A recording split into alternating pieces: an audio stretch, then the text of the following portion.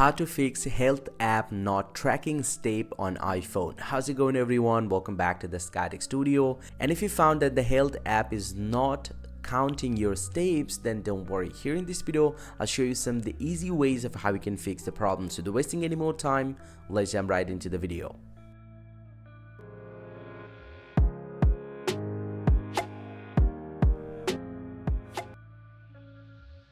Well, so now to fix your health app not counting your steps, the very first thing that you need to do, you just need to check out your health settings. So open up the settings application from your device and then scroll down and tap on privacy and security. And from this page, scroll down and tap on motion and fitness and make sure the fitness tracking is enabled and also enable the health app. Now once you have, make sure just get back to the main settings of your iPhone, and from here just need to scroll up a little bit and tap on screen time, scroll down, tap on content privacy restriction and make sure the content privacy restriction is disabled.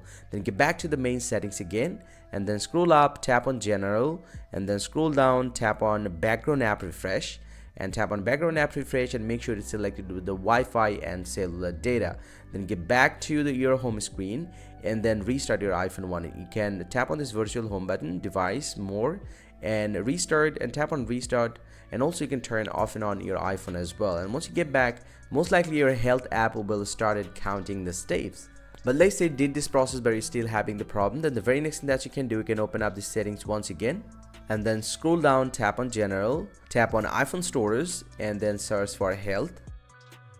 And once you get the health app, go ahead and tap on this one, tap on Offload app, tap Offload app, and lastly go ahead and tap reinstall app. And this will take a little time and most likely your problem is going to be solved. But if none of these steps works for you, then this is the last process that you guys can follow. Open up the settings once again from a device and then scroll down, tap on general, scroll down and tap on transfer reset iPhone, tap reset all settings and put your passcode right over here and then tap on reset all settings, but make sure this will reset all of your settings and it will get back to the default. And once you do that, most likely your problem is going to solve. Hope you find this very helpful, guys. If you do, please drop a like and subscribe to this channel. See you guys around and thank you very much for watching.